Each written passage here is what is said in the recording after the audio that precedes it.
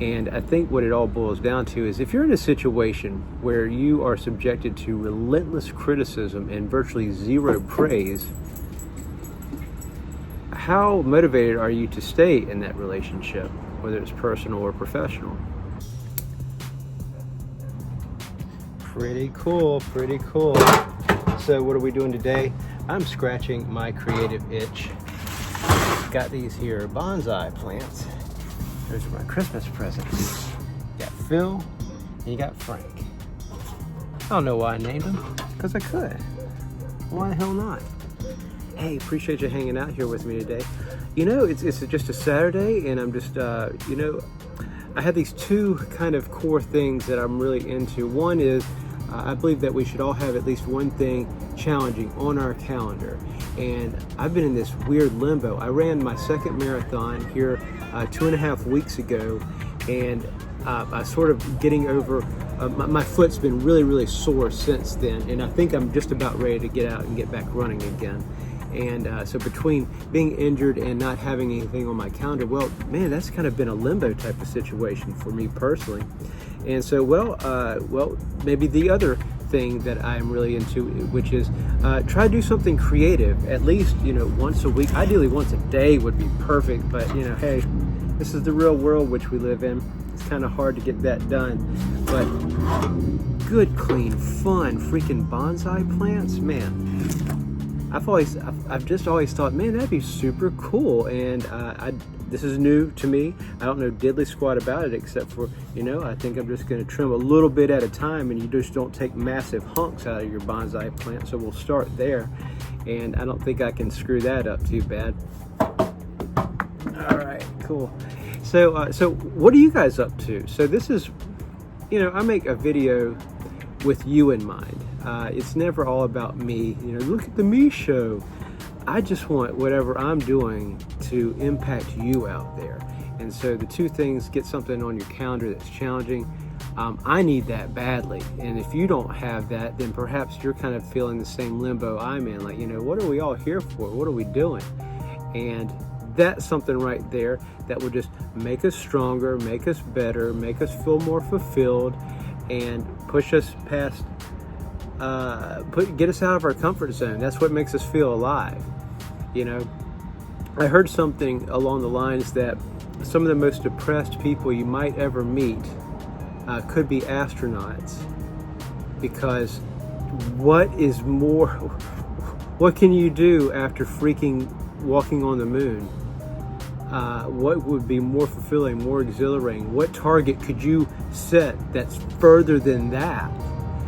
And I mean, I can't answer that question. That's rhetorical. It's just a little factoid that I came across, and I thought, well, hell, I just ran a marathon, and I don't want to say depressed, but sort of a little funky since then, because I don't have anything on my calendar at this moment from them, and plus I haven't been able to really work out, and therefore my frequency has been low.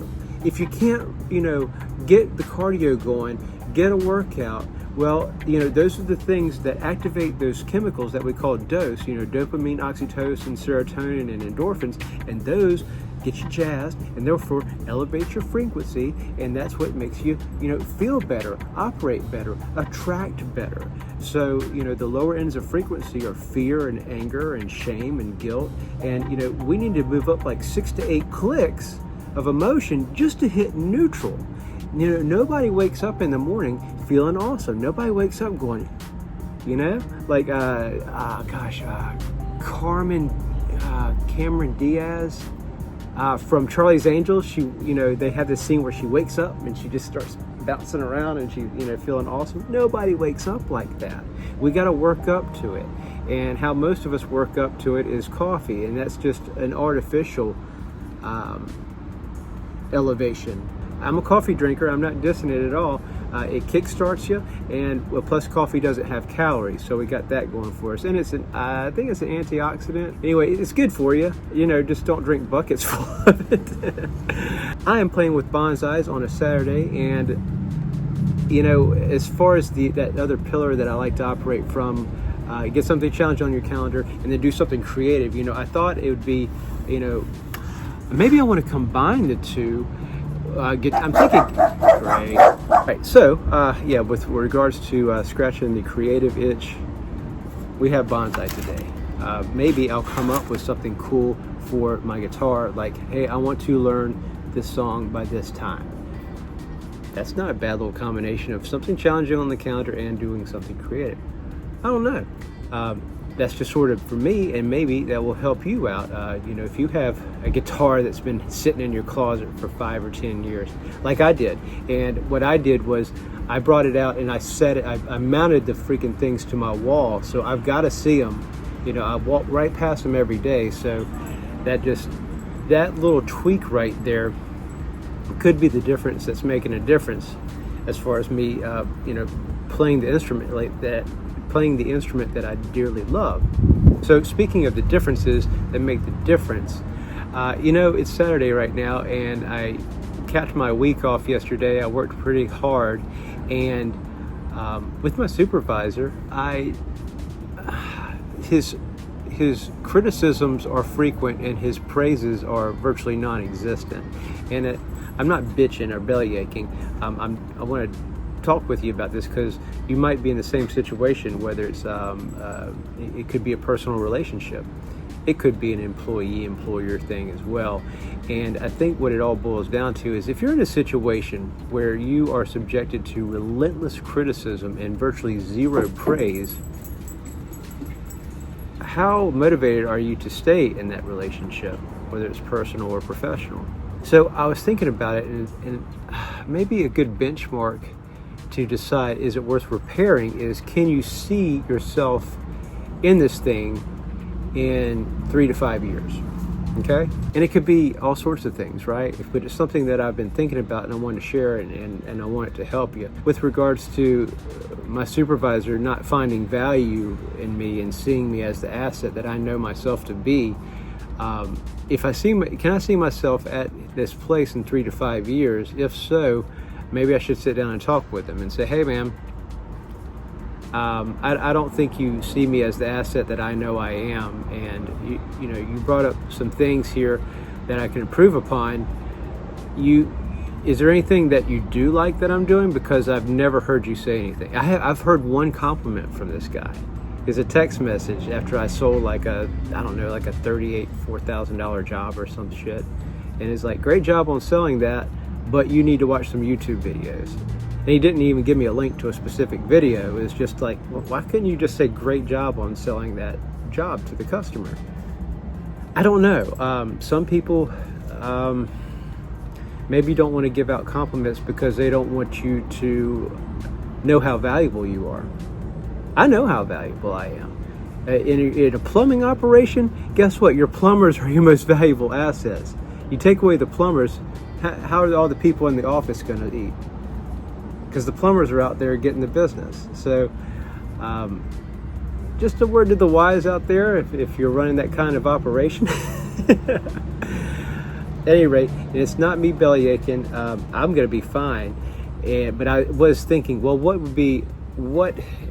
guidelines do I need to determine, am I going to salvage this or am I going to move on?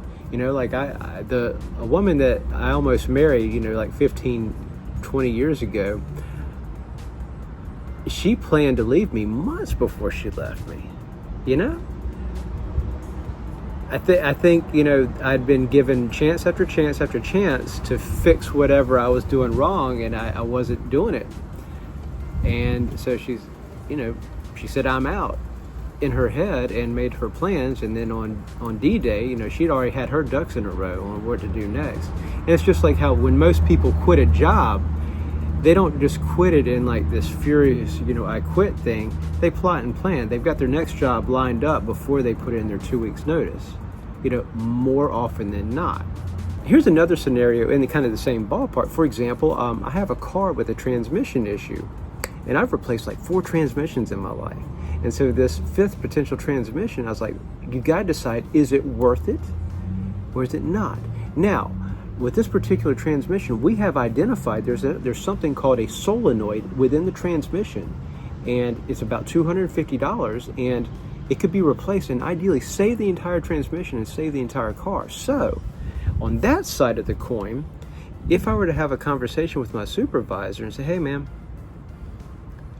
you might lose me if we don't make this adjustment here. And what if he makes the adjustment? What if he changes? What if he does see, you know what, I've lost like 5 technicians here in the past year. Maybe it's me. Maybe Scott has a point that I never give praise to my crown jewels, my assets. Because what you appreciate appreciates. If you never give your employees or your wife or your girlfriend or your boyfriend, any kind of praise, and it's just nothing but criticism, what's in it for them to stick around you? So maybe it can be saved. Hey man, we're just trimming bonsais and doing some deep thoughts and shit. I hope it's helping you. It's helping me just to get it out. So, oh no you don't. We got it. Louise, you're not going to escape on me, are you? No. Thelma and Louise. You want them? You little goofball. Yes, you pretty girl. Yes. Hey, I hope you're digging the content. And if it's doing anything for you, why don't you hit that like button and consider subscribing. I drop lots of content all the time, at least every week, and a couple more times if I can get to it. So thanks for hanging out. And I teach because it is the best way for me to learn. And I only talk about things I know to be true. And I believe what we're here to do is to heal ourselves and teach others to do the same things.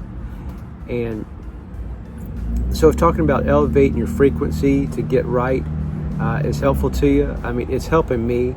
I know when I'm not working out, I'm not releasing those chemicals that elevate my frequency, therefore I'm feeling crappy, and therefore I might be attracting crappy things.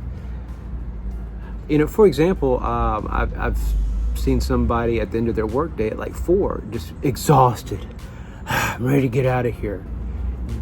That particular person did not exert themselves in the slightest. They sat at the desk and they would go out for cigarette breaks and stuff, but they weren't, like freaking doing anything physically, challenging to get them as tired as they proclaim to be.